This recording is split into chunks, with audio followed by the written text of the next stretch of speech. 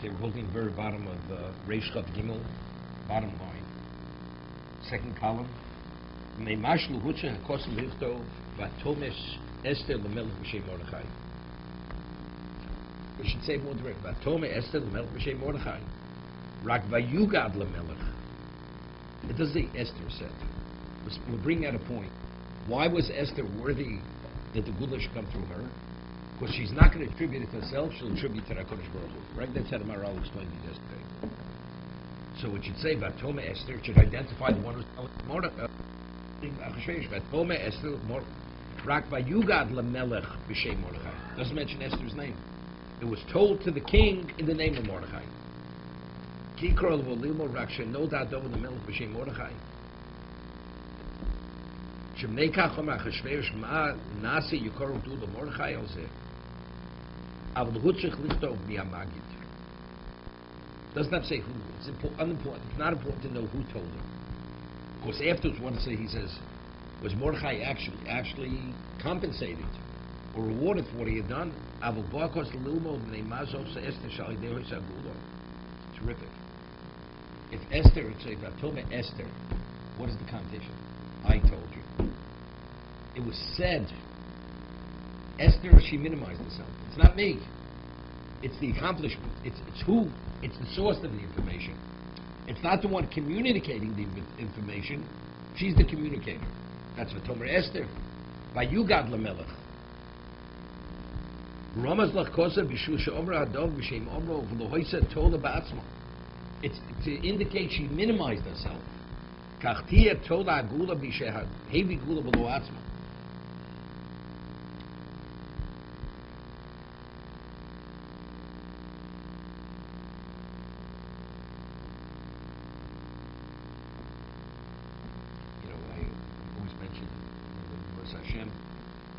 Yisro was the statesman. Vaishma Yisro, Mashmu Shalom. Everybody heard what happened, but nobody was impacted by it. The answer is because he knew how to process information. When Moshe fought off the attackers and his daughters come over, he asked them, he tell them the story. He says, so where's the man? He brought him home, including for marriage. He's a cat. How did he have to recognize right away how special Moshe was? Because you've never heard of a person that he puts his life in jeopardy, and minimally he shouldn't come back to be acknowledged for what he had done.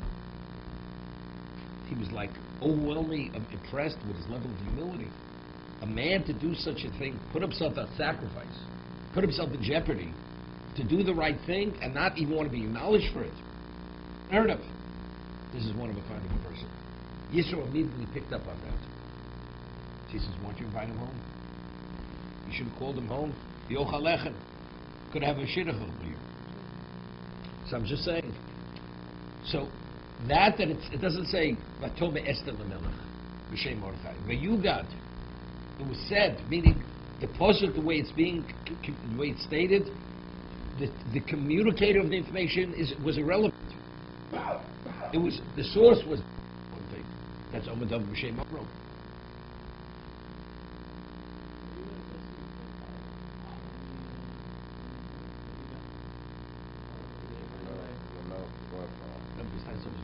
That's irrelevant over there. Right? What else should it say? Shmedrik said to the Melech. Right? So it's not relevant who said to the king. It was told to the king. It says they sent people, spies with them. They came back, they told him. Only say there you got.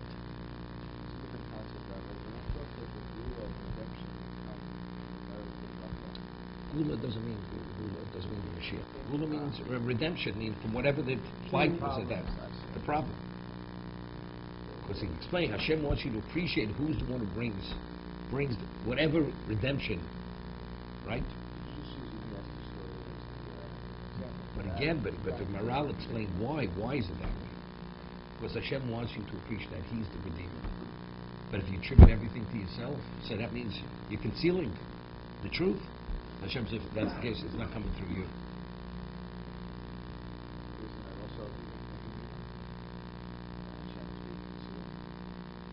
But when Hashem brings Gula, He wants you to appreciate. It was a Kimu B'Gimel. If Esther would have taken the whole objective of Purim was they should come to a realization that Hashem turned the world over for them, the last moment. But if it's our heroine, Esther, has nothing to do with God. There would never been a kibbutz of a kibbutz.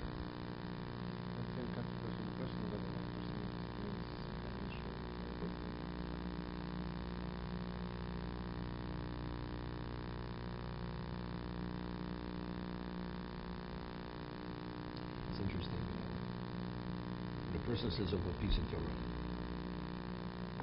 Torah, as we mentioned many times here, the merit siyata d'shmai is not simple. A person studies Torah l'shma, the merit, that's that divine assistance.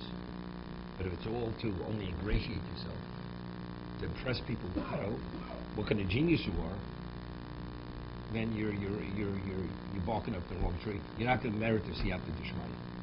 But people, it's interesting. Even when they say over a piece of Torah, let's say over a Rishon, they say, I'd like to add something. You adding or Tosa is saying that? And many of these things. So that itself is a clear indicator that, you're trying to promote yourself. You're a self-promoter. But it's Hashem's Torah. Are you trying to give me an understanding what Hashem said or what you're saying? If Hashem's saying you're a nothing, you should feel fortunate you came upon what Hashem said. I always say over the name of Repayim. Yogaita motzoso tam. What does it say? Yogato hivanto. Right? You've toiled, you understand. You toil, you will understand. The answer is, when a person goes and digs and finds a treasure, what you created the treasure. You came upon the treasure. Torah is it's Yogato motzoso. Hashem gives you the gift. You just have to take the initiative. You take sufficient initiative, Hashem gives you the gift. What is the initiative? Toil. That's the initiative you have to take. As Rashi, you have to be omer. If you toil, Hashem will give you the gift. It's not you created the gift.